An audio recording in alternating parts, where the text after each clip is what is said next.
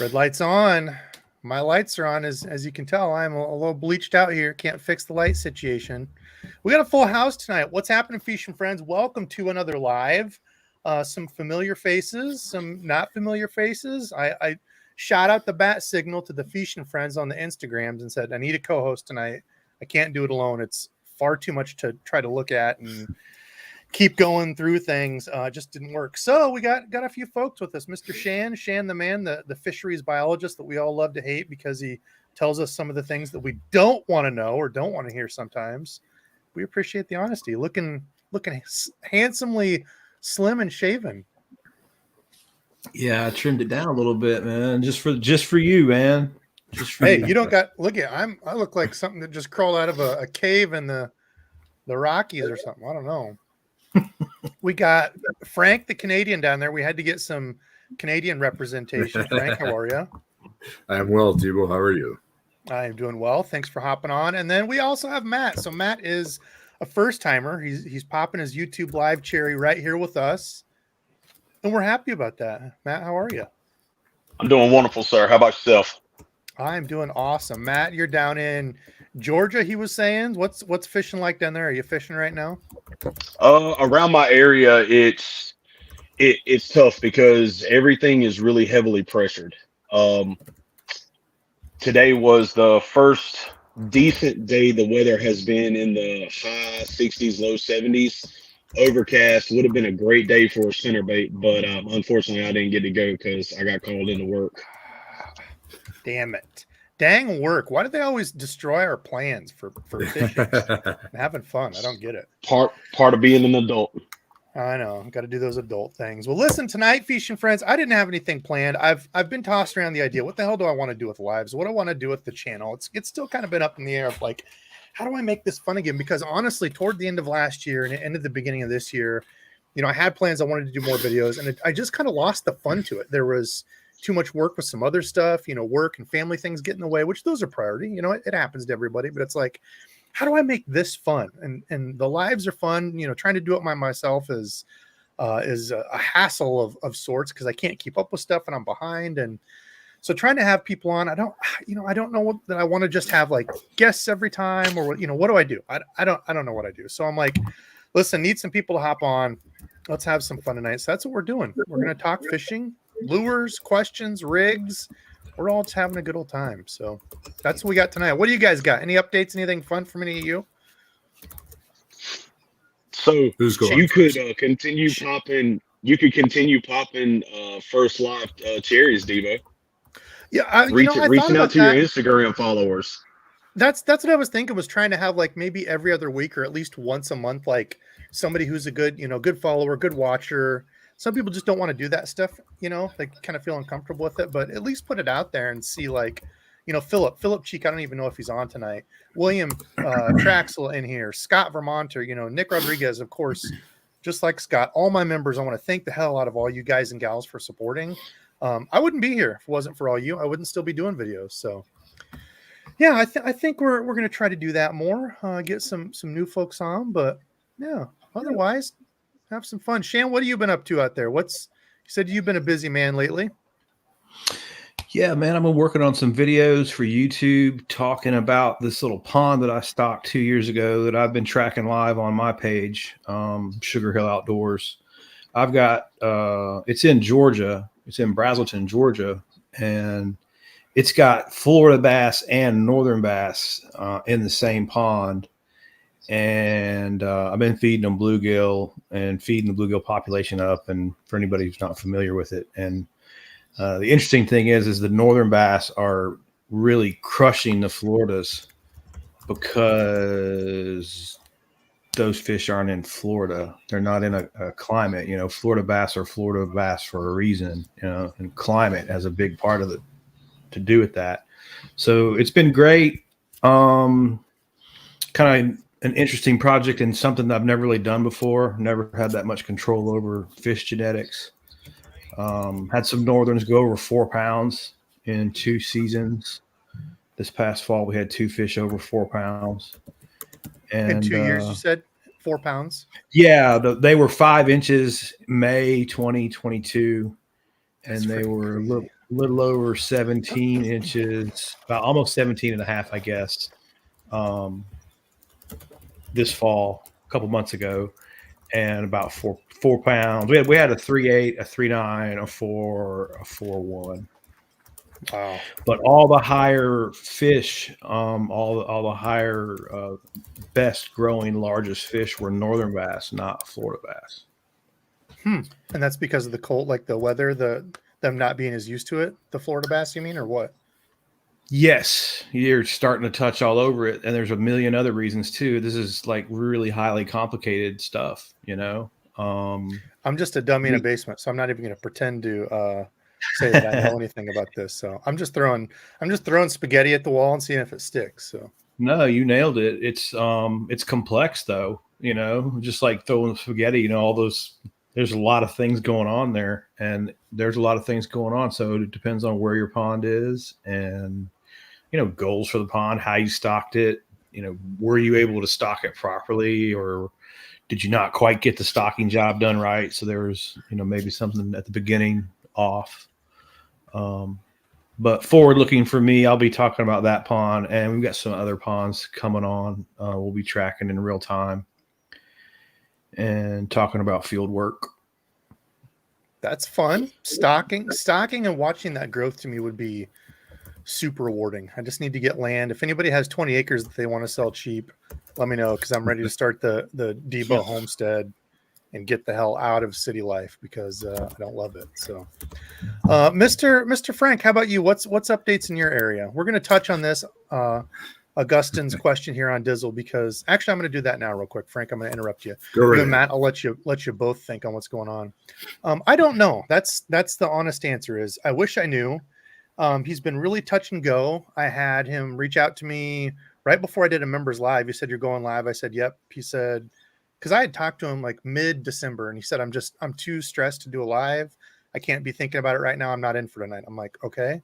He's like, I'll tell you more later. Never came, never told me anything of what was going on.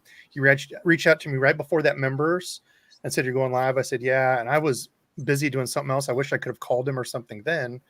But I was like, I get it, man. I said, my stuff's kind of been crappy as well. I said, I've just been busy with shit. And that's it. I didn't hear from him again for a couple weeks. He sent me a picture of like us fishing.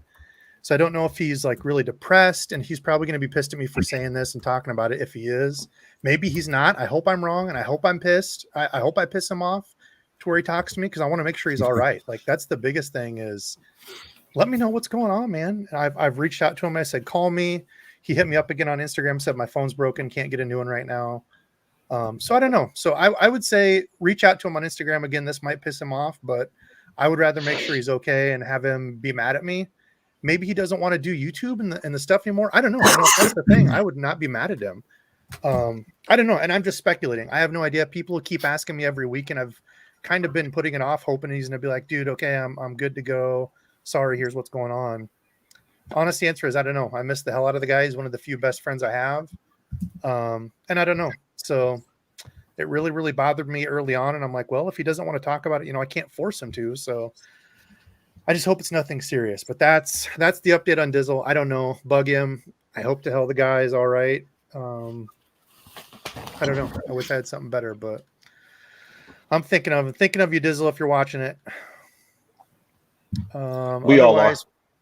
Yeah, I've had so many people reach out to me, and I'm like, I've just started telling people, hit him up on Instagram, because he commented on like a couple of my posts. I think Randall Pink Floyd said that, like, gave him crap on one.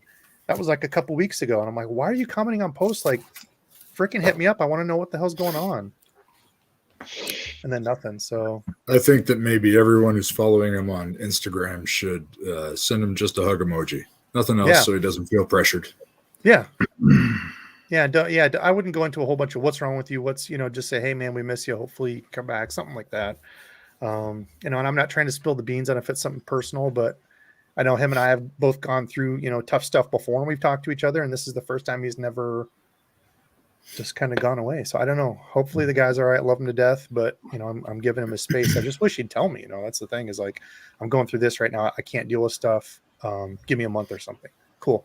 I'll leave you alone, but I don't know. We love you, Dizzle. How about you, Frank? What do you got going on in your neck of the woods over there? Well, Little Rich Up there, I guess. last night asked me how things were in the Great White North, and my response was that the Great White North is more green than white right now, and it's making me angry because I can't go ice fishing. I know. I'm going to try to get out tomorrow. I need to hit up my buddy Greg, who's a little north of me, to see. I don't want to drive an hour and then have it not be safe, because it was good last week, 7 inches, but we've had 35, almost 40-degree weather. So it's like, ow. Same thing here, and lots of rain. Yeah, that's So exactly what we had. A whole bunch of rain. Yeah, I can't even go to the river because I'm getting old and it might sweep me away, wash me downstream. Then there'll be no one to make fun of Heather. So that's no good. And Matt kind of already gave us an update, so I think we're good there. He couldn't fish right now. Daggum work, not letting him do that. What else we got for questions, man? It's open. If you guys see anything or want to talk about anything, throw it out there. This is just having fun. Going back to, what plans were, I almost thought about doing away with the lives for a while and be like, you know what, maybe for 6 months we don't do it. But so many people hit me up and say it's all part of our weekend routine. We love just hanging out. And it's like, I put the pressure on me if I have to have like a show put together or a guest or like some crazy topic to make it worthwhile. And it seems like that's okay with a lot of people that we don't. We just hang out and talk fishing and answer questions. So that's what we're going to do now. Maybe I'll put a little bit more of a schedule or learning, stuff to it. But for now, we're just having fun. So everybody take note of that. Debo is susceptible to peer pressure. So put hashtag Metanium on the side there and we'll see what happens. Not tonight. We'll do a giveaway. See, I haven't even got these giveaways out. I've only got a couple hanging out there. But yeah, we'll do one tonight. Absolutely, we will. Let's see. How about rivers? Cooler Lid. Who fishes rivers here? What's the last river you guys fished? Any luck? Shan, how about you? Shan, what was the last river you went fishing in? Well, honestly, man, the reservoir behind my house here called Rodman is as much a river as it is a lake. It has a dam, but it also has a barge canal that goes out to the St. John's, and it always flows. Like on the calm days when there's no wind, there's current. You can see the current at the dock, So I'd say the Ocklawaha right there is the last river that I fished. I just have to go right up there to get into the Ocklawaha River.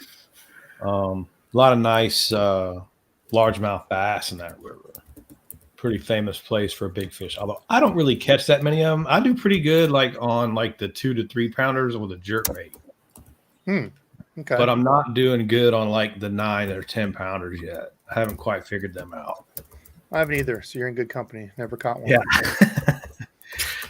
So I was right at home here, buddy. They're out there. People catch them all the time. I don't. Yeah, I've seen it. Somebody posted it. It couldn't have been a more truer post of I get depressed when I look at Instagram and see a 10-year-old in Florida catch a 10-pounder, and I'm struggling up here and wherever it was. I'm like, yeah, pretty much. I don't know what the hell that's I'm my doing. neighbor. He does it all the time. Yeah, must be nice. Mm-hmm. But no, there's great fishing. There's the red drum are up in the rivers too, and apparently the snook I think will sneak back up into Crystal River because the spring will be warm this time of year, and you can get on some nice snook, shallow water fishing. So I'm going to explore some of that over the next month or so. That would be a lot of fun. Yeah, snook look fun. A lot of the saltwater stuff just don't interest me at all. But some of them, yeah, I think snook would be fun. Peacock bass seem like they'd be fun. But if you have to tie me into a chair and rope me in, I don't want any freaking part of that. No thanks. I was about to say, I should tell you about the 120-pound tarpon that I caught. I went with one of the guys that follows the page, and we flew 6 tarpon that day. He did a great job, Captain Socrates, over in Crystal River. And it was just one of those days where every single fish got off to tarpon. They're the ones that jump, right? The big jumps. Hook comes out, right? If I hooked into these just bull reds, and the line would go across a oyster bed or something, cut it, get off. Every single fish, something happened and got off all day long. So we drug. It was hot. It was back in the summer, in August or maybe beginning of September. I can't even remember, but it was hot as crap. And we finally pinned a fish at 2:00 in the afternoon. We were planning on getting off the water at 12. It was so hot. It was like 115 heat index. And it was 120-pound tarpon. And that thing put me in the floor of that boat. I was holding ice on the back of my neck. I was about to go out, man. I mean, I got into a fight with a dinosaur and almost lost. Yeah, that stuff just doesn't look fun to me. I don't know. Maybe I'm an old fuddy-duddy getting too old, but I'm proud to say that I landed it and did the whole thing, but I can promise you I will be handing off the rod the next time. Went down the wrong pipe. Yeah. I don't want any dealings with that. No, we're gonna take it. We're gonna share this one. I guess it's the Shan show here for a minute. Question, Shan. How do you estimate the spawn in your ponds for tracking the pond's general health, or does it even matter? Kind of a wide open question. Well, Just yeah. estimate how many you're having, I guess, per Bats spawn huge numbers that have thousands of babies every. What's the spring. survival rate? I was reading some pretty crazy. Me and my daughter will love to go through animal trivia, and she's a big animal nut. And we were looking at the survival rate of what was it? And it was like 0.1% out of billions of these things laid. And I forget what it was, but it was like eye-opening. Oh, it wasn't lobsters? Might have been lobsters or something like that. It was like a crazy, I don't know. But anyway, what do you know what the survival rate is? About Less the than same. 1%? Yeah, a fraction of a percentage point. You can kind of figure the math pretty quick. I think it's like 8,000 eggs or something for every pound of bass. So if all your bass are averaging 3 pounds, they're laying 20-something thousand eggs each. And then you figure that in a decent lake that's with bass that are growing properly, you're going to probably be 45 to 50 bass per acre range. So we can engineer out to how many millions of bass fry that is. Right. It's way more that if they all survived, it would ruin the lake. Right. But, for sure. Yeah. Fortunately, they don't. They all eat each other. So, that's the part people never get. It's like the bass eat each other. I'm like, obviously, you've never been to a fish hatchery and picked them up.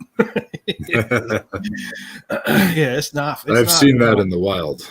Mm-hmm. I was kayak fishing, went back down a little creek that came out into the reservoir looking for some smallies or some pike, and all I saw were huge schools of largemouth fry, and half of them had the other half in their mouths. Pretty much, yeah. There is no love there. It's if they can eat you, they eat you. If they could eat us, they would eat us. It would literally be no problem. They wouldn't Predators. care. Yeah, there's no difference between them and a pike. People often make that. Pike are big, crazy. Hey, listen, bass are predators too. They're sitting there waiting for the exact same stuff. They just don't get that big with teeth, So. Yeah. It's the same attitude for sure. Andy, you saw old Baskeek at the East Tennessee Fishing Show. Slap him if you go back and say hi. Baskeek is a good cat. Sly Fox, thank you, and D. Burley for hyping him up. 200 people in here and 80 likes. Yeah, hit the like button if you guys and gals like this. It's free. Helps me out. Yeah, and Dave, like you said, respect Dizzle's privacy if that's what we want. Yeah, I'm not trying to get in on his stuff and make him feel bad or anything. I'm worried about the guy. That's what it is. And a number of people saying that here too. Yeah, we're worried about him. So maybe not ask him, what the hell's going on, but just say, we're thinking about you, love you, man, something like that. Let's see. How about these? So just picked up a few baits today and talking about the fishing shows. Matt, have you been to any fishing shows down that way? No, unfortunately, I've never been to a show. But per the DEBO recommendation, I have been buying Tackle Warehouse out of House and Home. I know it's one of my winter hobbies as well. So Omnia's got some good sales. American Legacy has some good sales. I just purchased a Tatula 2500 spinning reel from them yesterday. Yep. Nice. I'll be ready to get that in for spring. So your original question was, what was the last river we went to?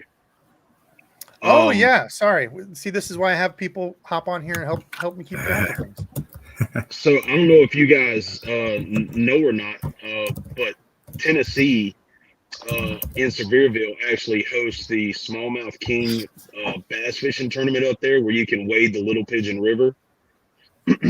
And I went up there. Let's see, 2 years ago. 2 years ago, I wasn't able to go last year. Had vacation planned, and of course, work got in the way. Had to cancel my vacation. But my first ever smallie came off the Little Pigeon in Tennessee, and I have been addicted to smallie fishing ever since. And there is no in my area. See, I'm Central Georgia. There are no smallies in my area, so I have to travel up north about 4.5, 5 hours to catch a smallie. But the addiction is They're there. fun once you get on them, man. Yeah, and I think the same thing needs to be said about pike, because like I forget a lot of people, down south don't have pickerel, but they don't get that big. And pike, not even a big pike, is so much fun. You catch one that's 28 inches, 26 inches, something like that. I mean, they're just mean slime balls. And once you've caught them, then it's a whole different deal. Mm-hmm. So Shan probably knows about the pickerels being down here in this area. I don't know what you call them, Shan, but we call them jacks where I'm at. I was fishing my local lake here. I'm a bank fisherman as well. Off the rocks of a point with a chatterbait, and 18 inches come up and hammered my jackhammer. I've been catching them like that out here, man. We got jacks like northern pike. And when I tell you he came up from the dips for this red chatterbait, yeah, he hammered it. And when he came, I couldn't believe he fought so well. Just being, he was no more than 18 inches for sure. Yeah, they're fun. I like them. They are. They're real good to eat. I've always heard they're not, and I've never tried. Oh, they're good, man. I've had them before. I don't know about pickerel, but couldn't tell it. Yeah, you have to go around the I think they call it the Y bone or whatever, because you can do like, if you do it right, you can get like a top fillet, 2 sides, and you have to go like to the back half, so you can get like 5 fillets out of them. But yeah, it's like a real white kind of I think they call it like the poor man's lobster or something like that. Just like a white kind of sweeter meat. Yeah, they're good. I'm gonna try that. Since we're on the subject of pike, Usama, one of my fellow Canadians, was asking how to keep them from stealing nice lures like a DEBO custom, and I almost always tie on a 8 to 24 inch fluorocarbon leader that's at least 30 pounds and sometimes as high as 80 pounds. If it will not affect the action of the bait, I will leave it on, because I don't like losing my gear. But even more than that, I don't want a pike going around with treble hooks buried so far in its mouth that it can't eat. Just dies, yeah. Yeah. Yeah, leader. Got to go with either a steel or a big fluorocarbon, or even mono. Either way, leader. Let's see. Oh, here. So have you guys tried the free rig? Thoughts on it? I'm messing with it more here and there. Yeah, actually, I was digging around looking for the bait. The first bait I used a free rig on was this one. It was that's that 5.8 bellows gill. Shout out to G-Crack. Those dudes sent me some more products. So I've been I can never figure out where the daggum camera is. But the first time I rigged that up, I just used a 7/0 and a free rig, and I wasn't fishing with it 20 minutes. I don't think I had one almost 8 pounds. I think that free rig creates a real unique, different kind of fall. And completely does. I need to do it on my tank. I've got a 55 gallon. It's just not enough. Like once we get the pool back up again, but completely different. Like I won't say completely different, but it has noticeable enough difference. Once you watch them on camera, you're like, oh, I use that dumbbell looking kind of a weight that has that larger kind of metal loop in the top. I don't know exactly what they're called. Yeah, that's a free rig weight with the open. Okay, circle. that's a free rig weight? Yeah, I saw it on YouTube, so that's the one I grabbed at Walmart, and like I said, I did real good with it on those bellows gill. Those things fall real cool when they fall like that. It creates a unique way they fall too. I think it's different. almost like a Cinco has a unique kind of a fall, you know?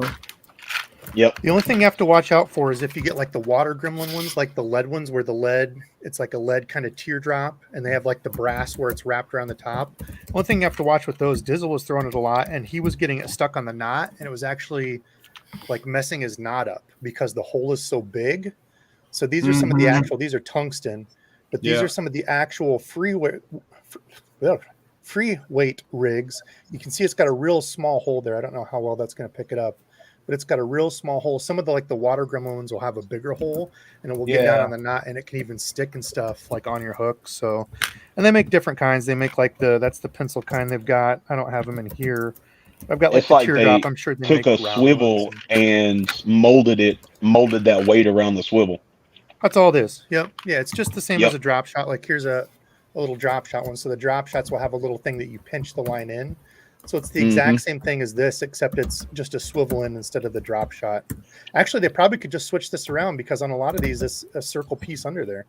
So yeah, I'm Debo, sure they have show that box that you keep your weights in. this is that's a little Spro one. I saw that in a video. I saw that in a video the other day because I've been going back through your catalog, trying to stay sane while I can't go fishing. I hear you. But when you're testing the free rig out in your fish tank, you need to tie on the shaking my head worm from Z-Man. I want to see how that looks underwater. The float, especially with the floating that it does. Yeah, something that's got more resistance to it as it's falling to kind of slow it down, or like you said, something that kind of floats. You can kind of get that Carolina rig action out of it, and it's different because obviously on a Carolina rig, it's a stuck. I don't know what the word is. It's a static position. Weight's always going to be here. Lure's always going to be here. You've got, let's say, a 2-foot leader between them. With that free rig, it can go down and kind of slide, and then your lure's kind of following after it, right? Whereas with the Carolina rig, a lot of the times it's just hitting this, and this is kind of looking natural back here as you're dragging it. But this one, every time you hop it up, it's sliding down, and then this is kind of gliding down and kind of floating behind it. Whereas on a Texas rig, you say, oh, we'll just do an unpegged Texas rig. Well, it tends to fall down straight and then usually just kind of goes right down with it. So right, slightly different. More variability in that fall. You're not getting the exact same pattern every single time. Mm-hmm. Yep. So I watched. I don't know if y'all saw Akinella's new video on the free rig, but a bait with more of a flat bottom falls slower because of the resistance. Yeah, makes sense. Yep. But a more rounded bait has more of a more of a wobble to it. Yeah. Interesting. Yeah, I think it's a fun one to mess with.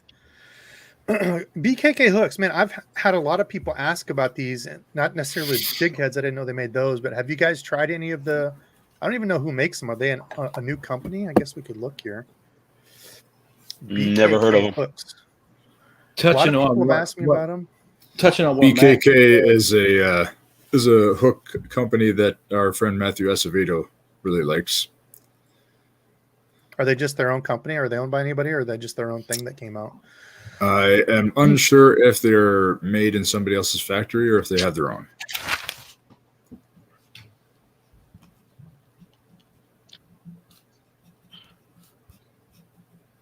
I just want to touch on what Matt just said about how you hook a worm. Like I worked at Zoom in college and have messed around. Zoom is a big bait company in Georgia. Most people have seen the trick worm by now. How you hook a trick worm matters.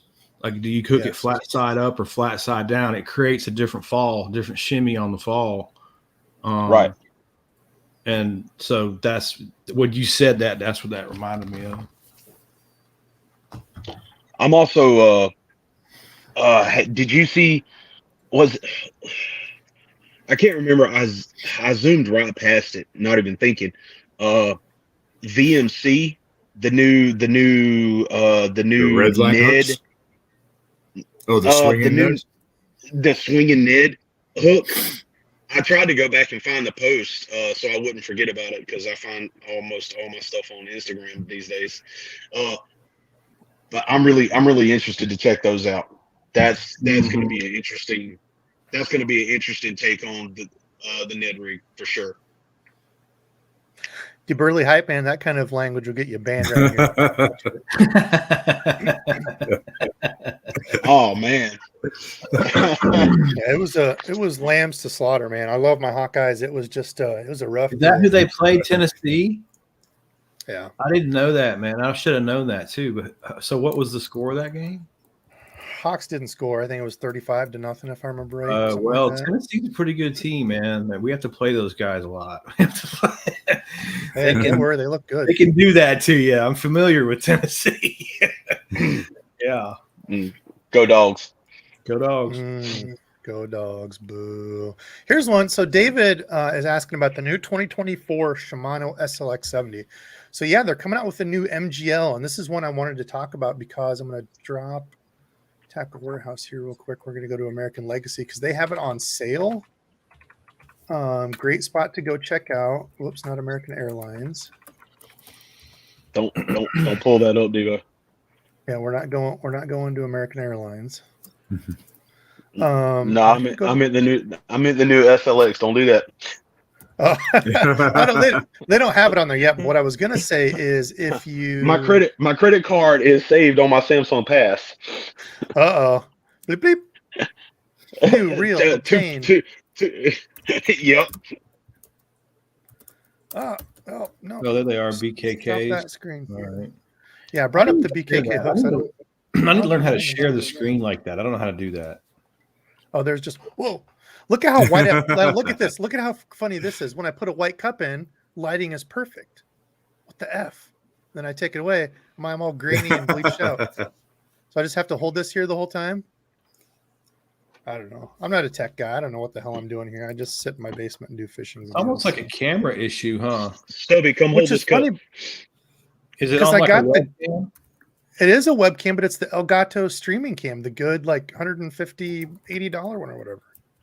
So I don't know if I have to mess with the light settings and stuff, but I don't know. So here's the Shimano SLX MGL 70, this old one. They now have it on sale for $112.49. Steal of a deal. I want to do a SLX lineup / review and stuff, just kind of comparing them because I get asked. I need to figure out a way to become my own tackle advisory business because the number of like gear questions I get, which I love, don't stop sending them. I might be a week behind on answering you, but the number of gear questions, and actually, Frank, I should put you up here. My ugly mug can go behind the comments. The number I of gear was questions hoping that you'd leave me down there. No, you're way more handsome than I am. Helping people, and again, I don't know everything, but I will try to tell you everything that I know. And a lot of people ask for like, hey, what's a good reel for finesse stuff? And without getting into all the BFS baloney, SLX MGL 70, hands down, is a sleeper reel. Great deal at like $160, whatever it is, normal. And 129 is not the MSRP. It's more than that on, what is it? If I go to Tackle Warehouse here real quick. I want to say it's like 159 if I remember right. But anyway, they're coming out with a new version of it. It's going to have the MGL SLX 70 is 149, so 150 is the regular MSRP. Anyway, they've got a new one coming out that's going to have the MGL 3 spool. This one just had the regular MGL. It's got the silent tune, so if you watched my the new SLX video, it's got like the little rubber things that are supposed to stop vibration, make for a better, easier, quieter cast. So a few upgrades, but that MGL 3 spool is really nice. That's the one in the new Corrado. And that alone, I mean, just this reel alone, as far as being a good finesse reel, is amazing. So $112 is a steal, aluminum frame, nice little reel there. So I did want to share that. Some good sales over there at American Legacy. Use Gramps' code. I think he's still working with them. Gramps 10 is what it always is. Doesn't work for everything, but I always use it to show some love for old Gramps. Let's see what else we got. I'm gonna kind of go through here. Hey, we got old Kuda in the house. Kuda, what's up? Oh, Patrick, I've had multiple people. I have zero interest in those monster jigs that are like 1.5 ounces with a 27-aught hook. Like, I am definitely going to buy at least one of those. Yeah, I'm not. Somebody said it would be good with like I think it was oh, my buddy, God, I can't think of his name now. He knows one of the missile baits guys, and they were going out and they put like a big swim bait on it. So instead of just putting like a big like 10-aught swim bait hook, just essentially put a big swim bait on that jig, and you've got a big, gigantic swim jig is essentially what they were doing. And I'm like, no, that makes more sense. But that jig itself just looks crazy. It's too bad Dizzle's not here because I had a question for him about jigs. I've seen, I've been inconsistent with my jig fishing, but that living rubber skirt material, have you seen that? That's old school, man. You're getting into old school stuff. I get my old box out. Round living rubber it's hard to tie because it's hard to find too. But if you can find the living rubber ones, I've had some good success with those. Yeah, it's a different look. It spiders out more underwater. Speaking of Cuda, he could go all in depth with us, Jig Squad. But yeah, it really spiders out underwater and has a completely different look than like silicone. There's a couple other types out there too. I don't remember off the top of my head. But yeah, living rubber was big back in the day, but it comes in like a tape. So when you tie it, it's this tape, and then you have to like stretch it and break every single strand apart. So it's not like silicone where it already comes cut. It comes like this, and you have to get all these, each individual one undone. And I've seen tricks where you like people will like pull it and like snap it, but yeah, you definitely get a different look. I think the tight ropes might have that. Speaking of Cuda, I think he was up at the show with the guys from the tightrope jigs. I think those might have living. Maybe. I don't know if Cuda's still in here. He'll tell us. Yeah, I'm looking at Awesome Aussie and those guys talking cold water. That's why I brought it up, man. That living rubber in the wintertime is money.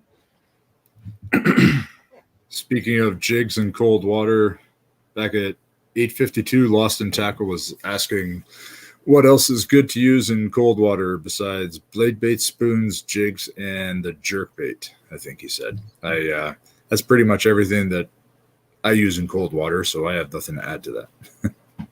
Yeah, Ned rig, finesse jigs, jerk bait, blade.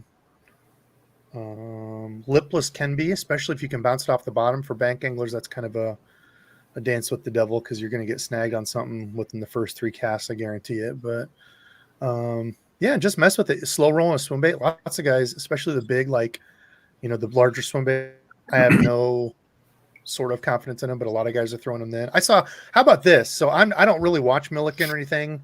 I don't watch too many, YouTube channels and stuff, but I saw on one of his YouTube posts, this freaking guy, love him or hate him, love live scope. I'm not going to get into all that bull crap, but he caught, I think, 5 bass over double digits. Wow. Guess how many over 8 pounds he caught? Oh, Lord knows. Take a guess. 4 in the day.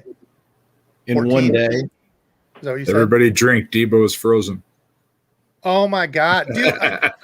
I restarted beforehand. I haven't had this happen in. Oh my God. Anyway, 40. He caught over 48 pounders that day. Good God, where were you fishing? Stupid, dude. What the F?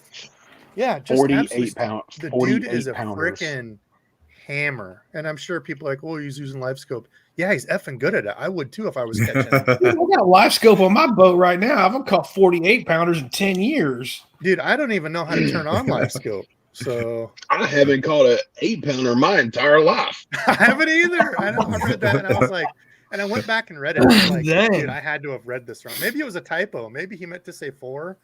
But if he already caught 4 10-pounders, I don't think he'd be bragging about 4 8-pounders too. So well, I will say this, man, in my defense, I have done that before in private lakes where you get them about 10 to 30 acres and they're about 3 to 5 years old, and they're like this pond that we stock that we're tracking.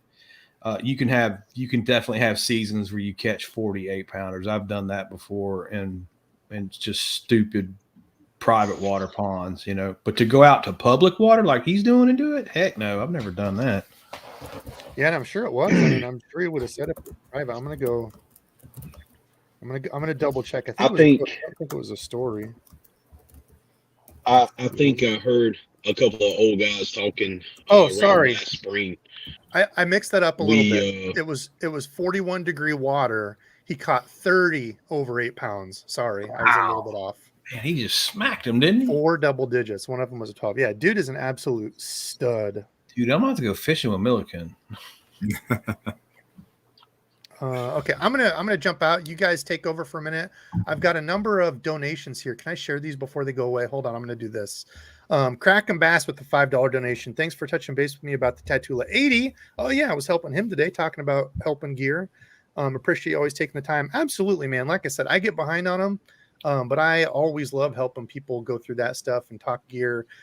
I need to really get my channel back into the gear stuff because I feel like there's a serious lack of like all gear, not just hello, buddy. You know, a serious lack of just like a bunch of gear stuff. This is my best fishing buddy, Xavier. Yeah, I saw you guys were out on the ice the other day. Yeah. Awesome. Frank, man, I wanted to ask you, catch any muskie up there, man? I want to do some muskie fishing. Yeah, there's muskie in the Thames River, and Lake St. Clair is very close to me. Yeah, those are two excellent places to catch them. But in the river, the closer you are to Lake St. Clair, the more likely you'll find a muskie. Okay. They're fewer and farther between when you get out as far away from the lake as I am. But 2017 was the last one I saw anybody talking about a big one caught locally out of the river. It was, I think it was a 50-inch fish. Oh, okay. Okay. The picture made it in the paper, and it was it wasn't just 50 inches; it was 50 inches and fat. It was a big fish. I'm trying to figure out how many walleye and smallmouth it ate on its way up the river from Lake St. Clair. Many as it wanted to. Yeah. They're amazing fish. I've never caught one. I've caught a few northern pike, but never any muskie. That's kind of a bucket list thing for me. Yeah. I caught one the very first time I ever targeted them, and I haven't been able to find the energy to throw big baits for them again. Right? I do it for half an hour, 45 minutes, and then I switch and try to target the walleye and the bass that are in there on smaller tackle. Going to trolling. Yeah, I would rather jump out of the back of the boat and tread water until the guy was finished trolling if I went on a guide trip and he suggested we did that. All right. I can't do it. Yeah. I need to cast something out there. Even if I cast it out and sit there and wait, it's better than just waiting while it jangles out the back of the boat. All right, you going to bed, bud? All right. Say goodnight to everybody. Good night, buddy. Good night. Good night, little man. Good night. Matt, go ahead. I'm sorry I cut you off when I was frozen there. But Chris, I just want to say before the drive home, he was looking for Dizzle at BPS. He sat out by Des Moines. Chris, drive safe, brother. He's a good cat. Let's go ahead, Matt. Sorry. I don't even remember what we were talking about, Debo. Well, I'm sorry. My big mouth just running over people here. Let's see. Marcus, hope Frank, all is well. I bet Thanks you catch again. some nice smallies up there. Yeah, I catch them often. I don't catch any huge ones. I have a friend who's always finding ones that are 4 and 5 pounds, and he always finds them when we're not fishing together. So it's kind of annoying. I have friends like that too. One of the hardest fighting fish I've ever caught. Yeah, they have an attitude, even when they're small. Yeah, absolutely. Turnsy with the $5 bomb, brother. Thank you so much. He said, "How are you liking the Arc Gravity 5?" I like it. He picked up the Gravity 7, which is a step up. Yeah, I like it. Even though I've kind of had some issues with Arc, I bought one to try and test out. I'll have to do a review on it. It's a solid little reel. Skips really well, casts well once you get it dialed in. Kind of a weird brake system, but yeah, it's a solid reel. So thank you for the donation, Turnsy. I appreciate that. Jigs Outdoors, a member for 10 months. Thank you, man. Here was a question. Somebody else had asked this before. Mine, I've kind of shared. I don't really have a huge bucket list fish, but do you guys have a bucket list place to go fish? Like a lake, or even, I mean, even if it's overseas or anywhere really. Mine's. Oh, I've always wanted to go further up north because, before Shan's that, I mean, the quality of fish is just on the par. Like I was saying, oh, that's what. So last spring, beginning of spring, out on my local lake, listening to a couple of old guys talk about a 14-pounder that's largemouth that was pulled out of our local lake, and you know, I'm out here catching 2.3 pounds and less, but 14 just blew my mind. But I'd like to go. I'd like to go up near where Frank's at. I wanna challenge some big smallies. Hit up the Great Lakes region, St. Lawrence River. Yes, sir. How about you guys? Frank, where's your dream destination? I don't really have a dream destination, but there's a bunch of people I'd love to go fishing with, regardless of where it was. Fair enough. So for me, it's more about the hey Wes, look, hey. Hey. Wham Bates is on, and I'm wearing the sweater that I bought from him. Anyway, Hey, Wham, what's up, buddy? if I were to pick a body of water that I wanted to fish rather than people I'd want to fish with, it would definitely be someplace in South America where they have arapaima and gigantic red-tailed cats and peacock bass that'll destroy anything but the toughest hooks, golden dorados, that kind of thing is what I'd like to go after. Fair enough. Shan, how about you? Where's your dream place? Wow. Well, I could say that through what I did for a living, I got to fish it a few times. You know, for me, it's not necessarily a place in the world. It's a time. It's that time after you stock the lake and you do it right and you get it right, done right. It's a lot of things have to come together to get it done right. And it doesn't happen that often. Most people don't drain and restock lakes, and there's really not that many being built. So you don't get to see it very good, but it's probably like that year 4 to year 8 on anything new. You'll experience the most incredible fishing, strength in fish, numbers of big fish, kind of what we were just referencing before, on just an absolutely mind-blowing day of fishing that will absolutely never be replicated again, you know. And it's like I said, it's on a time slot. It's that years 4 to 8. Really, almost no matter how good a pond or lake manager you are, it's going to drop off on you in some ways, you know. Mm-hmm. Is that just due to competition and other things growing up in there? And you nailed it. You know, you get a different species of fish that creep in there for whatever reason, or, you know, different spawns, different weather patterns, all kinds of difference. But definitely some places do way better than others. I'm just going on kind of what I've seen. mm-hmm. But man, you get a new 25-acre pond, 4 years old to 8 years old, and you won't want to go fishing any place else. I can promise you that. Ridiculous. It's just ridiculous. Awesome. Aussie Cat brought up a good one. This people must have been talking about like their PBs, or I don't know, or I'm not sure what was going on here, but he said 7-pound, 8-ounce largemouth on a Mojo rigged fluke. Dude, the Mojo rig was something that used to be it was so much popularity, big talk about it. And dude, all it is a split shot rig, right? You can rig it a few different ways, but it's a dude. And I just froze again, and I look like I'm sleepy as all hell. But you know, it's a split shot rig essentially is all it is. You know, kind of a finesse Carolina rig. And that's another great one, dude. Talking about the free rig to give something a different look. Awesome little rig that just doesn't get enough love anymore. Good one. Mm-hmm. Let's see, man. I need to restart. I haven't had issues like this since I restart before. And this one, I accidentally hit my power button and then just hit it again before. So I don't know if that's not the same as a restart. I don't know if I restart, if you guys will still be going live. So that's kind of scares me to try that. So yeah, we'll just keep going with Sleepy Debo in here. Yeah, Julie, I agree about those places where Ben catches all those double digits. Yeah, I want to go there too. I think one of the things that I would really love to do, Debo, is to go and catch a whole bunch of dinks with you and Dizzle and listen to you guys rip on each other all day.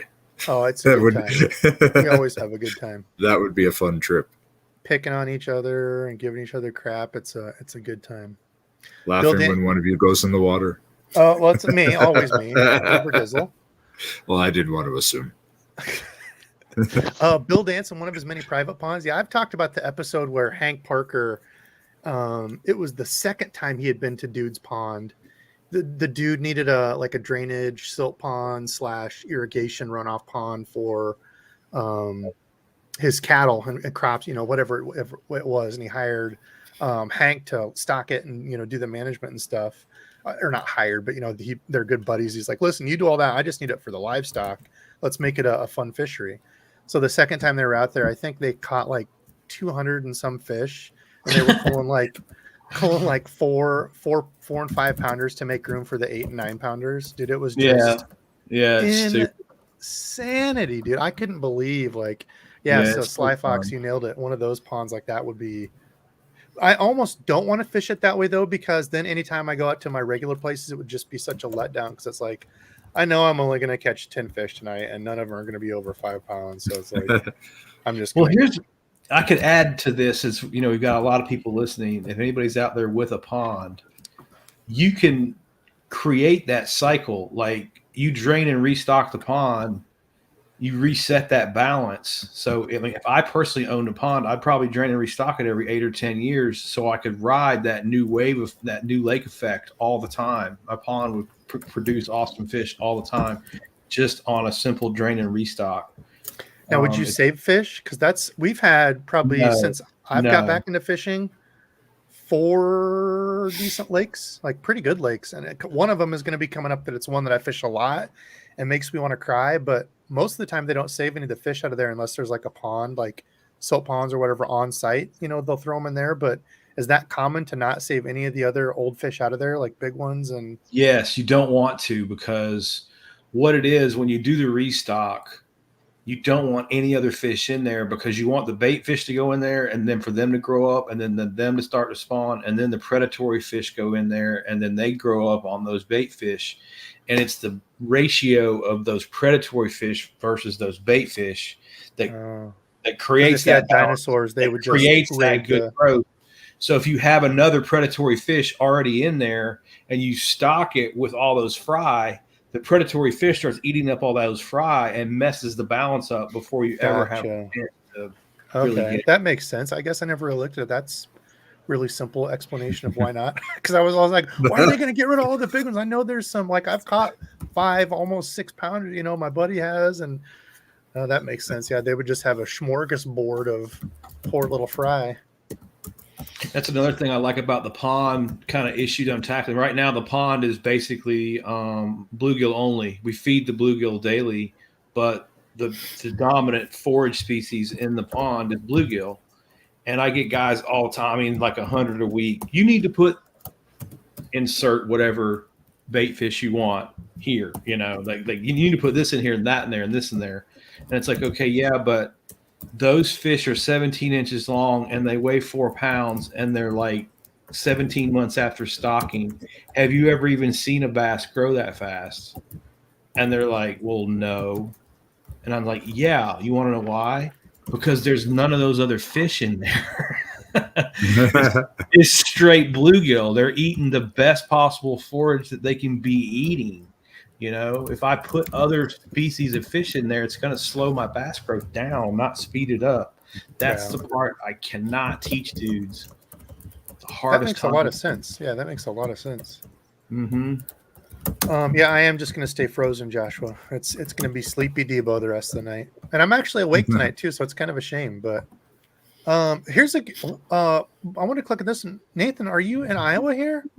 Clearly, I was actually debating if I wanted to go up there ice fishing tomorrow or not. It's like a 2.5 hour drive, which sucks. So I was thinking about maybe only going an hour north, but I know for sure they have safe ice up there. So I guess I could go an hour north if they don't have safe ice, make the other trip. But I'm hoping to get out tomorrow and have at least one frickin' ice fishing video for you. Catch, cook, all the good things. Because I want some fresh fish, damn it.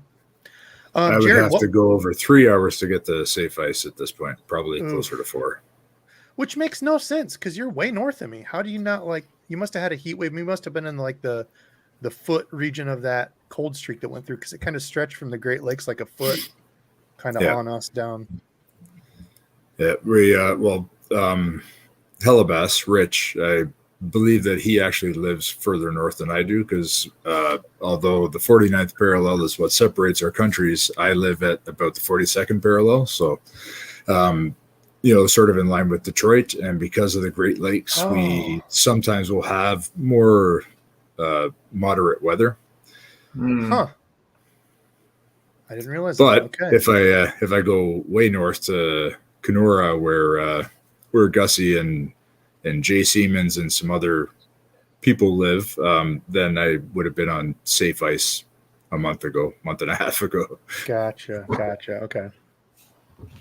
Yeah, Jared, you have to let me know what ones does he use. You don't need anything special for a Mojo rig, man.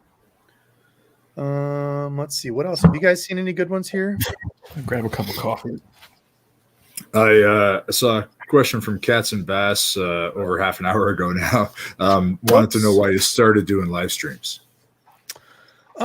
Just because they're fun. Like live stream is just a way to chill in real time. You get the real me, like it, love it, anything in between. I guess like it, hate it, like it, love it, anything. Yeah, you have to like it or love it. Love it or hate it. It's the real me, real questions. Kind of get to know me, not in a video version. So really just for the fun of it, hanging with all the fishing friends and have a good time. Let's see. Have that moment of Debo frozen in time. Yeah, I mean, look at this.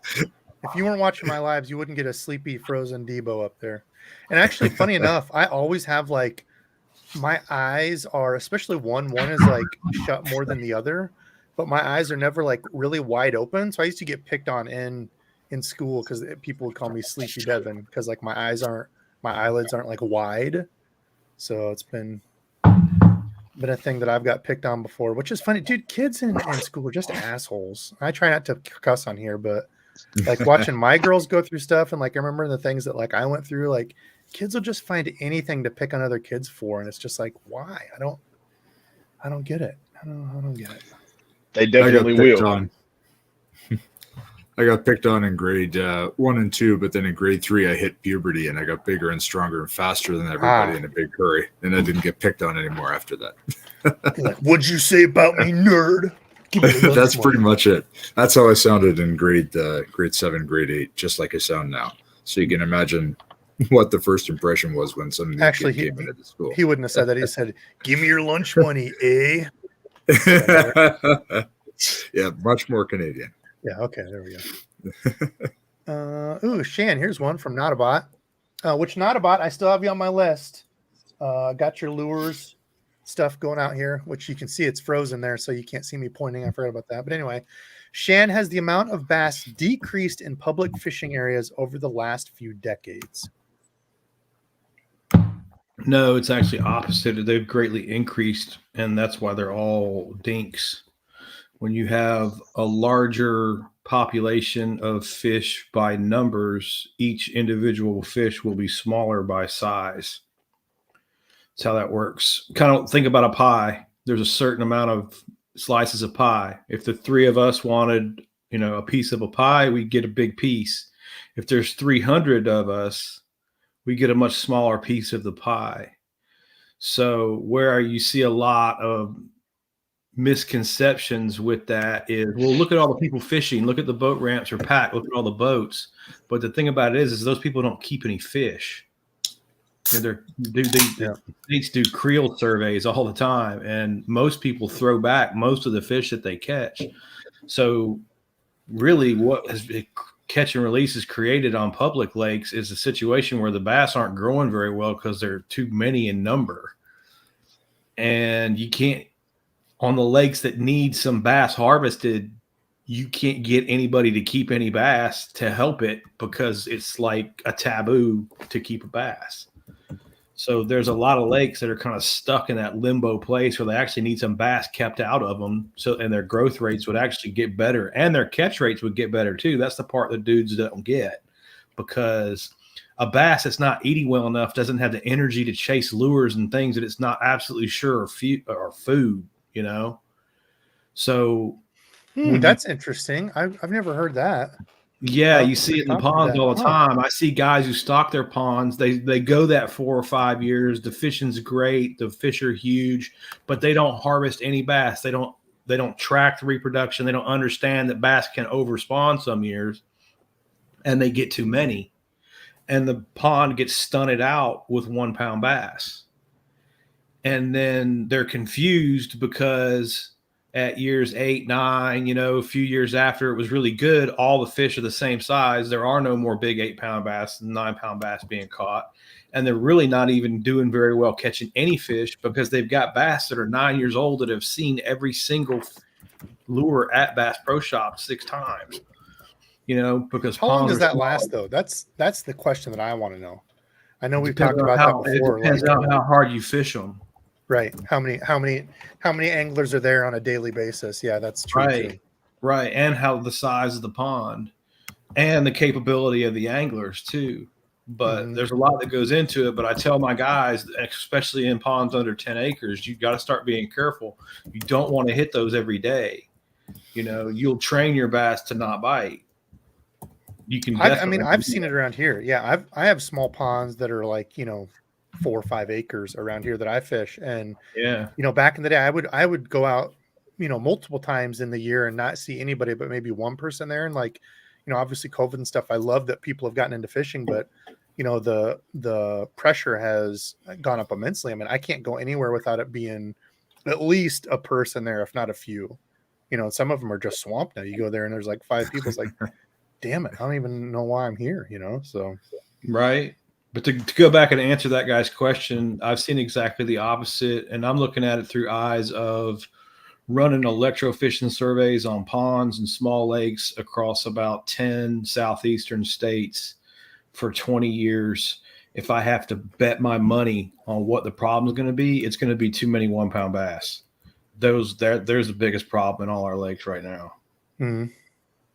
Yeah, I don't have anything wrong with you touched on the whole bass thing, and that's a great point. Or touched on the whole keeping bass thing. That's a great point. Yeah, obviously you need to manage. The tough part is when you get the dingleberries that want to do their own thing and just keep every single thing that they catch, and they'll go out with buckets of you have to have not obeying the rules. Yeah, right. And it's and that's the tough part. Like we've talked about with Shan before, is the state. The state DNR doesn't manage for size; they're managing for numbers. They're managing for, okay, is there going to be enough fish in here for people to catch, that type of thing. They're not managing for, we want to make this a trophy fishery of, it's almost like bass need to have a slot limit, really. It's like anything under a pound can't get touched, anything over, and they try to do that. But so many of the places we have here is like catch and release anything under 18, 16 inches, and I'm sure that's got to put a damper on a lot of those pound and a halfers that are just getting stunted at that range. They're right in there, 12 to 16 inches. How many places do you fish that are full of, hell, watch my channel. How many times do I go out and catch, 30, 12 to 16 inch fish? It's pretty crazy. So it's a fine line. And you see the people some of the places I was talking about is there's a couple old boys, and I have nothing wrong with keeping and eating fish. But when I see you take 3 5-gallon buckets out from you guys sitting there, just catching everything, don't be them. Don't be those guys. So I don't know, but yeah, it's a weird deal because Shan nails it when he talks about the stocking or culling, to manage for that size, and you've got the DNR and the state with completely different kind of outlook on it all. So yeah, you can definitely get where bureaucracy kind of gets in the way of certain goals for fish population management. And me being in my business, I'm very fortunate that my stuff's private. We don't fall. If we need to remove 200 bass from the pond, we just go get 200 bass out of the pond. We don't fall under rules in private water like the public water rules, right? And so that was a big part of my job for years was keeping fish population balanced that way. I'd use the electrofishing boat because 200, 300, 400 bass, per pond, and you've got several hundred ponds, you've got a job to do, Right. And that's the other part that I can safely say too, like people talk about, oh, they come in with 5-gallon buckets, they pull them all out. Well, here's some solid numbers, right?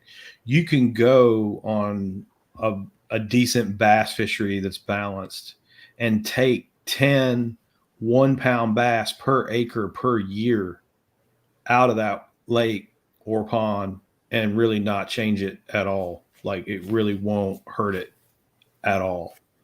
So, if you're talking about 100-acre lake at 10 fish per acre, that's a lot of bass.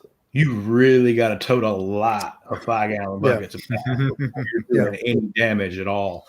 And that's too what I see too when guys have me in there and I'm like, okay, guys, your problem is you got too many 1-pound bass. Your job is to go get those 1-pound bass. Here's your number. Here's your task. Go forth and prosper. And then they figure out that going and catching 400 bass is no joke. They've got a monumental task on their hand that they actually can't even really achieve with a fishing rod in 12 months. There's the other side of that coin. Okay, go keep too many. Show me keep too many. Go. And you're just like, whoa. Yeah, it's not what you think. In our province, they don't do daily limits. They do possession limits.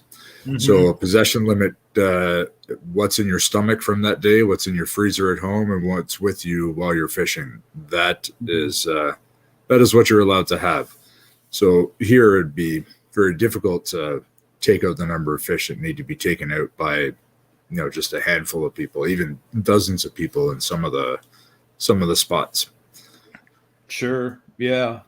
But you're also dealing with natural bodies of water with bigger predators, more balanced, kind of natural systems than the man-made ponds that I'm dealing with as well. It should be a little bit better self-managing than what I'm dealing with. And that's where people get lost too. A man-made 2.5-acre pond in Georgia is not managed the same way as, some other place, a pond, some other place, I've talked to you a couple times about my favorite pond. It has perch, crappie, bluegill, brown bullheads, pike, rock bass, largemouth bass, carp. So there's a lot of and creek chub find their way in too. So there's lots in there that you might have a river other coming things. Into it. Yeah, it sounds like you've got a nice stream coming in there.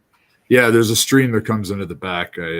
Gets really shallow right before it enters the pond, though. So I don't know how many big animals swim up and decide to keep going, but I know that some would because I've seen lots of videos of musky swimming through water that doesn't even cover their back to get to a deeper part of a creek or a river. Yeah, and don't forget about those times when it storms as well. That's really when fish will migrate around in those little during floods. Yeah, man, that is when they're moving. People think fish don't get washed anywhere, okay? And if you think about it, have you ever run your hand on a fish backwards? You ever tried that? Scales? Not intentionally, but yeah. The scales like backwards on the race cars. When the race car starts going backwards and all those little tiles go up to keep the race car. That's exactly how fish scales work. When fish are getting pushed in reverse, that back downstream, their scale won't let them do that. Yeah. So they can power forward and even relax a little bit, and their scales act like brakes against current. And they run around in the floods, man, all the worms and terrestrial insects that are coming up. And when the water's flooding, the fish just go feed like crazy in that. They're not getting washed anywhere. They're swimming wherever they want. Yeah. Yeah. Grimy, that's the one too. I was looking at Usama's question on the jig heads, a little 8-ounce jig head with the 1/0.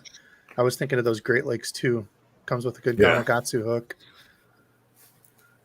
There was someone in the chat who makes them. I think Usama's going to check those out. Bass Dope Lures, I think I saw. Okay.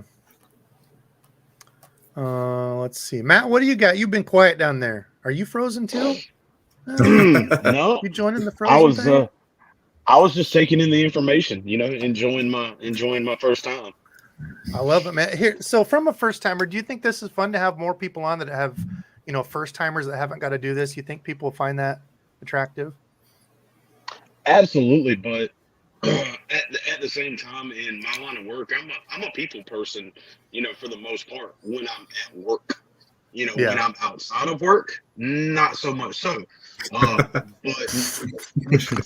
for somebody, I'm a people for person. somebody Can't with you this, understand that? He's a people for person until someone- someone steps up to his fishing hole. Yeah. oh man. But for someone who enjoys this kind of camaraderie and this kind of conversation, absolutely. I don't think it would be for somebody none the like. Yeah. Yep. That's kind of what I was hoping. I like it. Good. And I know it's because I kind of feel bad, and maybe tonight wasn't a great one when we have 4 people. It gets kind of hard, to get everybody time and talk. But that's what I want to, make sure we kind of get the folks that are just joining for the first time, get their feet wet. And kind of like you, a lot of people are looking at doing a YouTube channel, and at least, hey, maybe get some practice here and see, what's going on with the questions and hang out and just to be fun with it. And yeah, somebody else said before, we're figuring out Debo shouldn't be releasing all his dinks. Somebody else said now we know why Debo's catching dinks.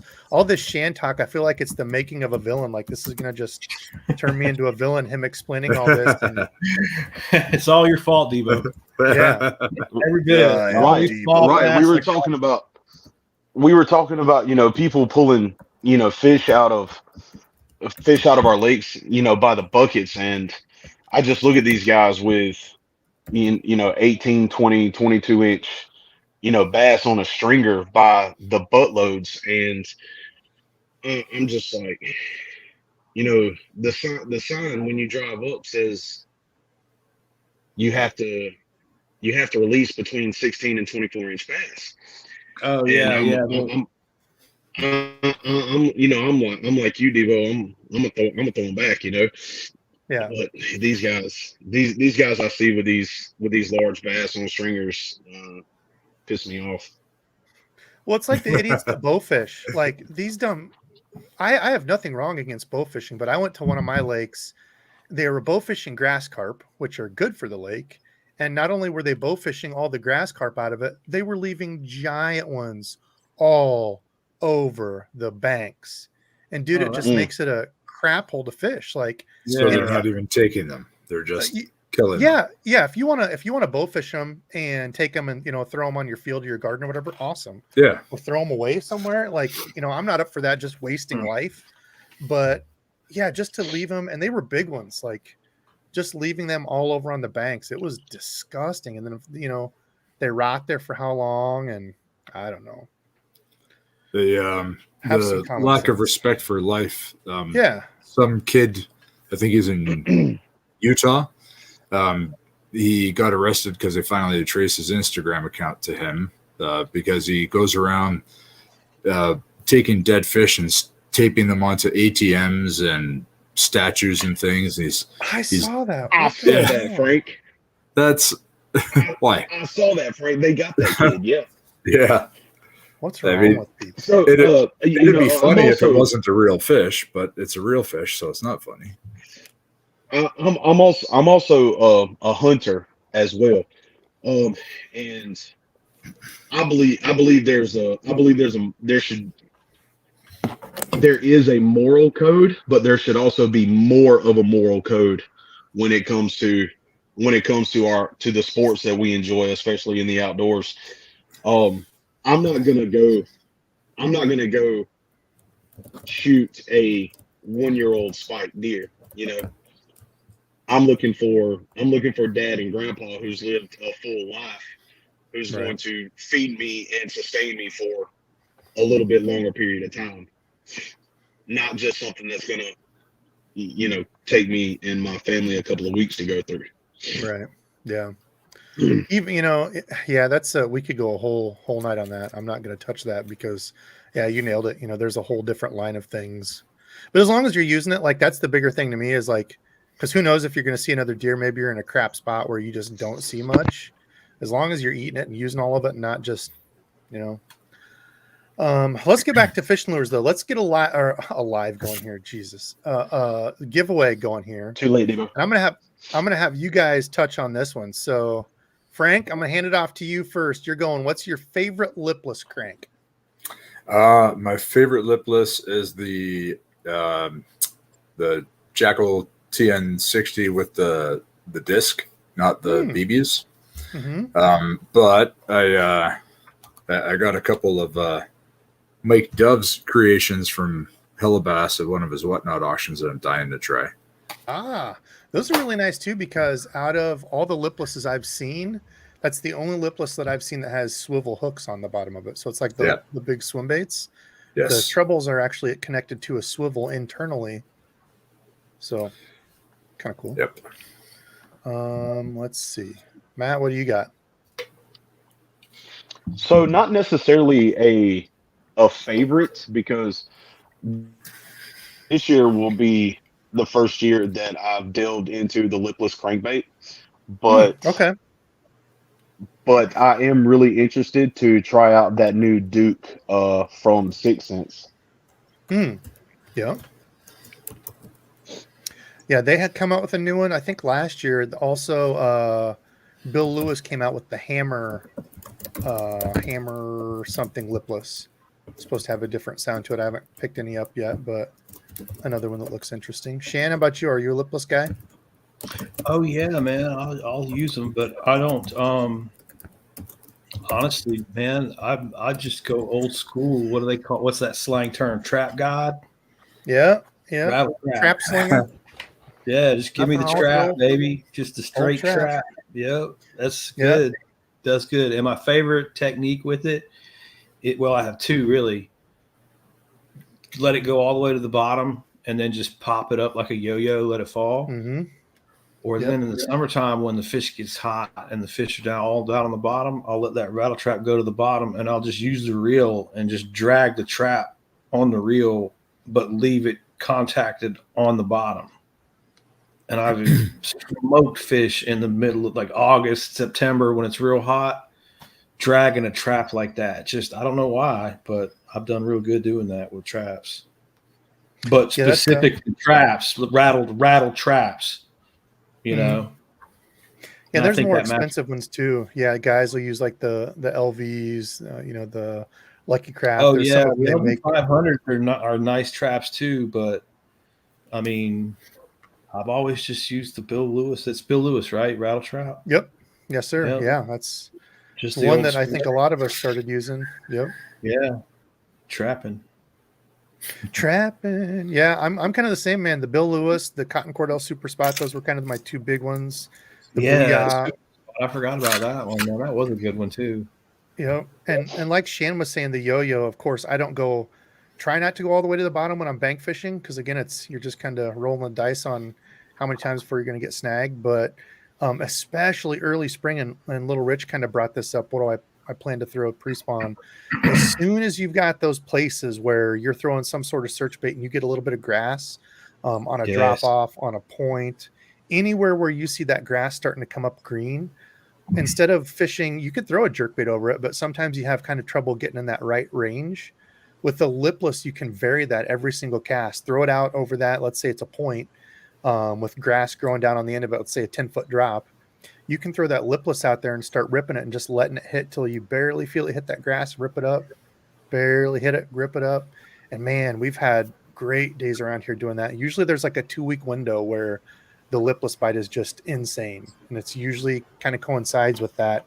Oh, I was fishing a chatterbait and I bought up a bunch of grass in this one spot. It's not going to be everywhere. It's not like summer where you go out there and it's, oh my God, the whole lake is covered in, I don't even know what all this stuff is.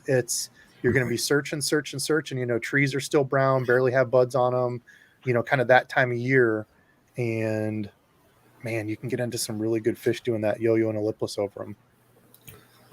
One of the things I want to try with a lipless for this year, but only if I can sneak another kayak into the garage without Heather finding out, is to take the Chippewa blade that Nishini Lure Works puts on some of his crankbaits, putting that on the back of a lipless in place of the rear treble, and throwing it into timber, because that back hook always gets caught if I cast too far when I'm trying to get close to the wood. And if it doesn't work the way I want it to, then I just go in and get it back on the kayak, and then the spot's ruined, and I go back to it in a few hours. But a buddy of mine like showed it. me a new lipless bait that he had got. Now, we used to do it back in the day. I saw the guys in the bass club do it. They'd take a little drill bit, drill a hole in a trap, and fill it up with glue or with foam so it didn't rattle anymore. But they make lipless baits now that don't have rattles. Have you guys ever done that? Silent? I haven't messed with the silent traps. I also seen they have suspending ones now. Mm-hmm. I think I'm a Lures has like a suspending one. I want to say I have Little a couple Lewis of might those have ones. one. Yeah, I have they a couple good? of the IMO ones. They don't suspend so much as they sink really slowly, and I really, really like it. But For not you, as you're much as I perfect like right my there. Chaco yet. So Okay. Write that one down in my notepad. I had an old timer in the 90s show me how to drill a hole in a trap and fill it with super glue so it didn't rattle anymore. We went out and won a bass tournament the next day doing that. Wow, that's awesome. Mm. Yeah, I'm sure they sell silent versions. I want to say Bill Lewis has Yeah, one. they do now. They Yeah. have, but back then they did not. Right. And it's a special pattern. They won't be on it very much. You know what I mean? Like most of the time they want the noise.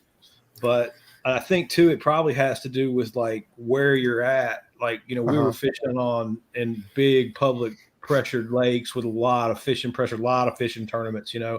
So it's just a little subtle change and makes a difference sometimes, I'll have to try that because I'm a big fan of silent cranks, like throwing a Lucky Craft 1.5 silent around here. I've absolutely demolished them. And I think you nailed it. How many Straight King 1.5s with the rattle have they seen? A hard knocking right square bill go through. So right, it's just a little. Sometimes it's just different enough. It'll work. Especially if you have cleaner water, just kind of a twinge of stain to it, where you don't need the bright, you don't need all that drawing power. If they can see it, you don't really need to, because it's still going to give off vibration, right? I mean, your lip. Yeah, absolutely. You're going to have like that. If you've got like a 20-inch bass, it could feel that twice its body length away on its lateral line. So, you're looking at almost 40, almost a half inch, the short side of a piece of plywood away. Mm-hmm. A decent bass can feel that moving through the water, Yeah. They can't, that lateral line doesn't reach out and feel forever, but it'll feel twice the body length, and it's really accurate at one time the body length. There's nothing around the fish that it doesn't know. It's really accurate. It's almost like whiskers, kind of like whiskers on a cat type thing. It's really what the most comparable thing that I can think of is bat radar, like how bats feed on mosquitoes with no eyes and just like echolocation. It's that sensitive. Yeah. It's like that. Yeah. We've got also real quick. I do have the giveaway up, #gear. If you want to be entered into the giveaway, what are we giving away tonight? Not a Metanium, Frank. Thank you. But we could give, let's see, I don't know that I have any reels ready, and I don't want to spend an hour looking for something to, should we just do, we'll do winner's choice. Winner's choice of I will try to tailor lures to you. So if you like frogs, I'll try to throw in like 4 or 5 frogs. If you like something else, we're going to keep going through questions here. We have 220 people on. We only have 113 in here. Let's get this up to like 130. We got 130 people, #gear entered. I'm going to give it away. Let's see what else we got. So Little Rich did ask a question about the pre-spawn, the colors we're throwing during pre-spawn. Yeah, go for it. What do you got? I forgot I had that up there. Thank you. So I've been getting into the spring, like right now, like I said earlier today, if I hadn't had to go to work today, I would have been throwing either, what do I have tied on? Oh, the new first gen compact split blade. Amazing. They look amazing. Bait? Yes, sir. I haven't even seen those yet. Tackle Warehouse has them, Debo. That's where I got them. I got the white and purple one, the all white one, and they've got a color called Blurch, which is like a black, how do I explain it? A black chartreuse perch looking color. Yeah. That's pretty cool. I would have been. It was overcast today. The breeze was just right. Would have been a perfect day, and like I said, the temperature was somewhere like low to mid 60s, low 70s. It would have been. It would have been Sounds amazing. rough. If only I hadn't been at work. How about you guys? Are you more of a natural or a bright? What do you go for pre-spawn? Oh yeah, I was way off with that. My bad, guys. Oh, that's all right. I mean, you go. The thing is that there's no. We've said it before here. 2 + 2 doesn't equal 4 in bass fishing, right? There's so many different ways to do it. It's. I don't know. You know, we talk about the red lipless bite. I put it off for a long time. I thought it was stupid. I had a day where me and Dizzle went out and I just looked like an absolute idiot because I finally tied one on as a joke and I was just crushing them. And we had been throwing the exact same lipless types in that area and not catching it. As soon as I tied that red one on, it was just night and day difference. And we've had days where sorry, Debo. No, go ahead. I think there's just slight delay with you. Go for it. I mean, and really and truly, one thing that I figured out, I would say last spring, anything red, because I caught the jack that we were talking about earlier on the red D-man, whichever chatterbait, the jackhammer, and then they were really hammering the black stick bait with the red flake in it. I caught. That's a color I have no confidence in. Black and red flake, none. I caught pretty much all my fish last spring on that color. Or the Yamamoto has something similar to the copper truce. It's a green pumpkin on top, chartreuse on the bottom. That color did really well as well. I like it. How about you guys? I am not allowed need 2 more to fish people. pre-spawn. Oh, that's right. The bass that I catch in pre-spawn are accidental bass who take itty bitty tiny panfish baits. Which a lot of times that's the deal for them, though, especially in that cold water, man. Yep. I think if I'm going pre-spawn fish, which I'm doing right now, actually our pre-spawns started. I don't care about color as much. Now, not that color is not important, but around here is basically you just keep everything near black. So, you know, the color selection is kind of the same, you know, but I go bigger. Like tying it back into what we already talked about, those live rubber jigs that get so big and bulky. Bigger swim baits, bigger worms, the Magnum. If I'm fishing a Texas rig worm, I'm fishing that 10-inch Super Magnum by Zoom. You know what I mean? Or I got these G-Crack sent me these 8-inch bellows sticks. Right? Those are cool. Big, I like giant worms. Big. I just want to be.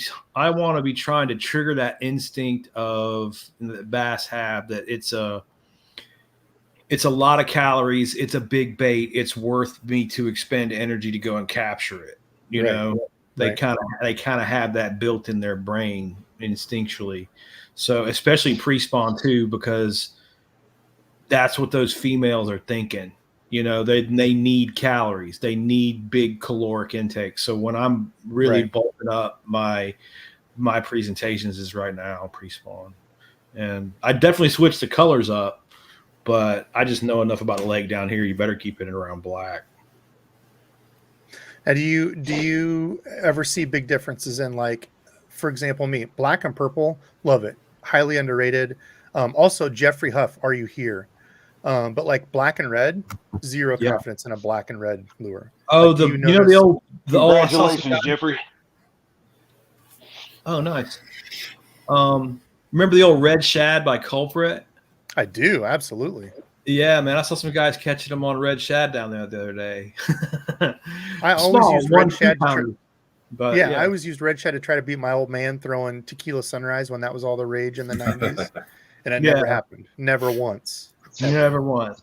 I think red. No, I hear what you're saying. I think red is more like a Georgia, South Carolina, North Florida kind of a thing. Red flake is popular. That red worm. I forget what Lakestone it is. There's a couple of them. If you're not throwing that like red worm, that kind of plum looking, like they say you're not catching them. They'll be Jeffrey, on some red around here from time to time too. Jeffrey, I'll put my email up here real quick. Oops, let me tell real quick here. Jeffrey, I'll put my email up there. Send an email with a screenshot of your YouTube to DEBO'Sfishing@gmail.com. Let me know what you want in there and your address, and I will hook you up. So we have a winner. Go ahead, Matthew. Sorry, I wanted to get that in real quick. You're good, man. My apologies for interrupting. Yeah, around here, watermelon red is a staple. Oh yeah. As a matter of fact, everything that I've purchased recently, Grande Bass had a nice sale going on. I got the watermelon red and their airtail wiggler that they have, and yeah, I don't know if a couple of weeks ago you and me were talking about the clout Debo, the watermelon red and that. The watermelon red and that looks phenomenal too. Were you the one? I sorry, I get a bunch of questions. Were you the one asking what color it was that I showed on whatever, and I couldn't remember it? You're like, neither can I. Yeah, okay. that was me. Yeah, I still don't know. I don't know if it was the melon. He was like, I don't know, man. What did it look like? I was like, a cloud that neither one of us can remember the color to. Yeah, I was like, yeah, that's not helpful at all. I have no clue. I do like their, I think it's called Dark Water Bug in 6th Sense is one of the best colors out there. If you like, and I can bring that up here real quick. If you like the black, blue, purple, they do their paint schemes and some of their colors are some of the best out there. I'll share this real quick. And if you guys see a question, grab question. If we're just going to hang out for, I don't know, maybe another 10 minutes, take a few questions, then I'll let these guys get back to enjoying their night here. You guys ever fish a methylate trickworm? Not No, I've grabbed a couple bags. I know it's be all the rage, but dude, I'm telling you, I've had some days in the early spring. Methylate trickworms have just caught every fish in the lake twice. I don't know why, and it's usually only in the spring. Yeah, it's usually like a spawn, like right at spawn. I bought a bag a couple years ago, the Zoom trickworm methylate, and I think that bag is still in my closet. Yeah. I fished with it one time and nothing. Roll it in April, and I mean when you fish them like they are. Speaking of, look at the first color up, right? Don't be afraid to put some speed to them. And I'm telling you, I don't know what it is, man, but those old methylate any trickworm is a good worm to me. I'll fish a trickworm all day long. I have a lot of confidence in them. Yeah, Nirvana is one of their good ones. Black and blue green pumpkin laminate. Love that color. And then I think it's called, that's like the South African special, the Cosmic Dark Water Bug. There it is. Yeah.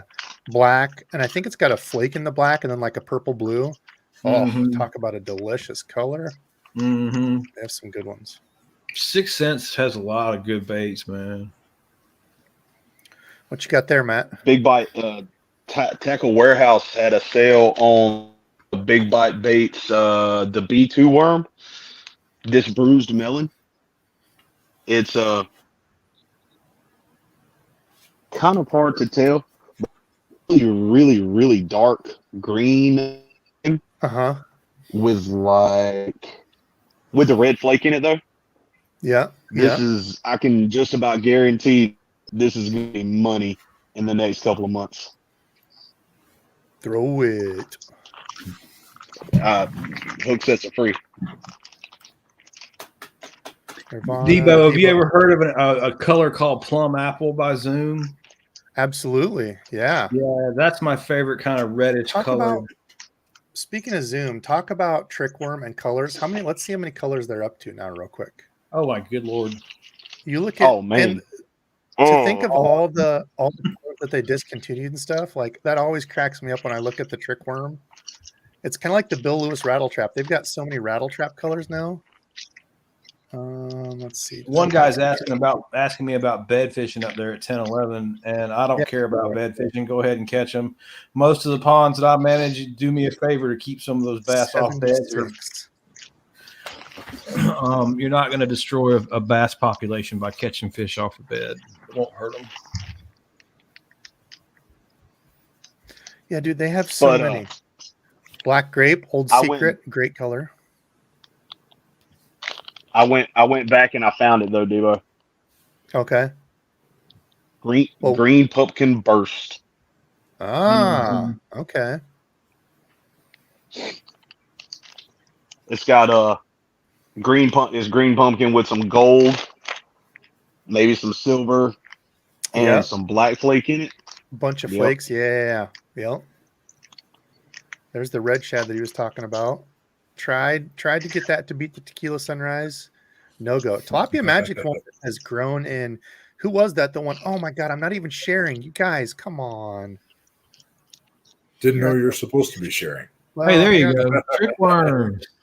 Man, I used to make those, man. I used to have to go in for a shift and sit around and make trick worms for like 6-7 hours a night. It's in Bogart, Georgia, just outside Athens when I was going to school at Georgia. You know what? I just also found out that Cumberland Lures is also about 90 miles away from me in Jenkinsburg, Georgia. Huh. Yeah, I would love to go to like one of the big factories and like tour that and look at, their big, huge. They have those gigantic, where I'm making, shooting six soft plastics. They've got the big, huge wall things shooting, 100 of these or better. It would be awesome to see that live, watching it. I'm a nerd when it comes to that stuff. That's what I was talking about, was like the black grape when I was going through some of these colors. 76 colors is what they have. 76 now? 76, dude. Just insane. Pretty sure that's what it said. Yeah, 76 colors. No big deal. That place is crazy, man. They crank out worms. I mean, they have got it going on in there. It's a factory. It's a worm factory. That speed worm right there catches them around here in Florida. That thing is money in Florida. It's a southern thing, and it works up here too. It's not as popular, but it does. Yeah, it works. That worm right there works good. That exact color is that. What color is that? Gooseberry. Oh, I don't know. Dude, top 3 best colors ever of anything if I could pick. Hands down, gooseberry. Gooseberry. Debo, what's the worm that has the little claw tail on the back of it from Zoom? I think this one, right? The Ultra Vibe. Is this one you're talking about? It's They make a worm with like a crawfish back end. I don't know what it's called. Oh, it's got the two. Yeah, it's the new Zoom one. Mm-hmm. It's got the 2 little crawfish legs off the back. Yeah, it's a copy of, or somebody copied them. I forget. Oh gosh, who was it? Tackle Warehouse might have taken it down. Maybe they did. Yeah, it was because I threw them. It's been a couple years ago. I Texas rigged it and was flipping it around standing timber like I would a normal worm. And I wanted to. Oh, here it is. There it is. The Z-Crawl. Yeah, that's it right there. Yep. What is that? Z-Crawl. There you go. I forgot the name of that thing. I'm interested in getting some of those and throwing them this year. They're good. Yeah, I was throwing June bug around. They're a neat spin on when you don't want as much action. They've got that kind of like little speed crawl, Zoom Z crawl type, just slight kick. It's kind of like the speed worm, actually. Like Sham was saying, it's a big southern thing, Florida, Okeechobee, that type of thing, swimming a worm. But man, Dad and I have swam worms up here back in the day, we call them spinner worms, and it was just like a, kind of a ribbony tail worm on the back of a spinner bait as your trailer. Yeah, we used to do that with culprits all the time, swim culprits too. Yep. Now, what is the difference between June bug and gooseberry, Debo? I don't see a difference in that color. Oh, Shan, that's bannable words right there again. Is it the metal fleck in it?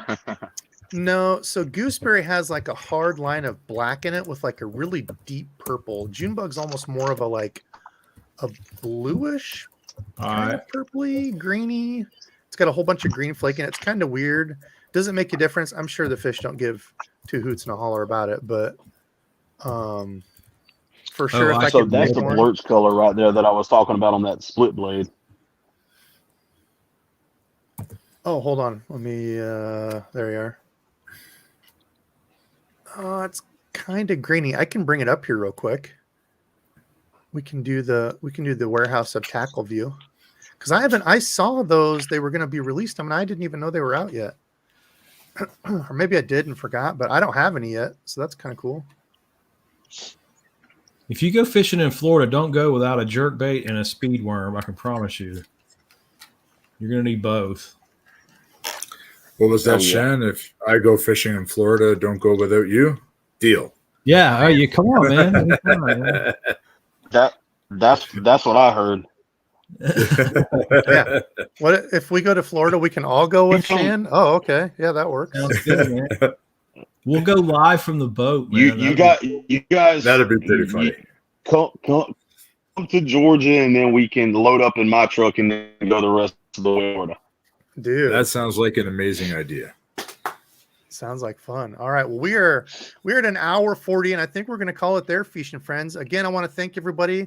Matt, if you have any socials or anything that you want to share, I don't know if you're like you said, you're trying to do the YouTube stuff. Let people know where they can find you. I do. My Uh-oh. Of course, it Are you starts stealing- freezing right when he Are you wants to stealing button. Walmart internet too? I got the to be backwards honest hat. with you, I was Honor really people. worried about. Matt's got the Walmart. Really worried about that when I started this whole thing, and I reached out to you today. Uh-oh. Because Well, we have really crappy internet. That's all right. It happens. Throw it in the chat. It's okay. Shan, everybody knows where to find Shan. If you don't, he's been on the channel before. Look up Shan the Man Outdoors handsomely-shaven.com. No. Shan, where can they find you? Yeah. That's not going to work. Yeah, you can Matt, find me. Matt's going to throw it in the chat here for us. But yeah, look up Shan. Shan, what are you? Are you? I don't even know your YouTube off. Aquatic biologist. I'm aquatic biologist everywhere. Oh, I thought you stopped doing that one. Mm-mm. Oh, okay. No, there's like plenty of followers on like all the platforms now, so I just left it all the same. And it's like for some reason, like on a YouTube, sometimes you got to look up like aquatic biologist 6516. I don't know why it like assigns some numbers behind my name, but usually I come think up. you need to go in. I think once you hit when you can monetize or something, you can go in and do your actual channel name. I forget what that's called, so you don't have the numbers behind it, and you can actually just like, so when they search aquatic biologist, it's just that, because I think it gives you like a random name when you first do it or something behind it, some I don't know, fancy crap. I don't know. Like 800. They call that your handle. See, now your internet looks fine, Matt. You're crystal clear, no problems at all. So where can they find you? Just go to Instagram and look up Amidst the Gray, no spaces, all lowercase. It's an old song from a band that I follow. If you get a chance, go listen to Amidst the Gray by Lansdowne. You can't find it on Apple or iTunes anymore. You got to go to YouTube and look it up. But the name of the band is Lansdowne, and you'll understand kind of sort of how I live my life on a day-to-day basis. Okay. It's a pretty fitting song. Frank, how about you? Where can they find the old Canadian out there?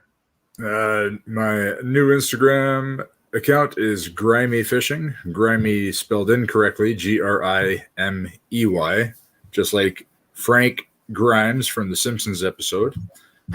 Homer. I wonder where that came from. Yeah, Homer would call him Grimy, and one of the kids who worked in the fish room at the aquarium store that I worked at in Calgary used to call me Grimy all the time. And because the water I fish in sometimes is a little bit foamy with all the gross foam fractionation, I figured, hey, Grimy Fishing works on more than one level there. I like it. All right, well, listen, we're getting out of here. Thanks for watching. We'll be back again next Saturday. Who knows what the heck we'll be doing, but thanks to the guests. Thanks everybody watching. Love you guys. And until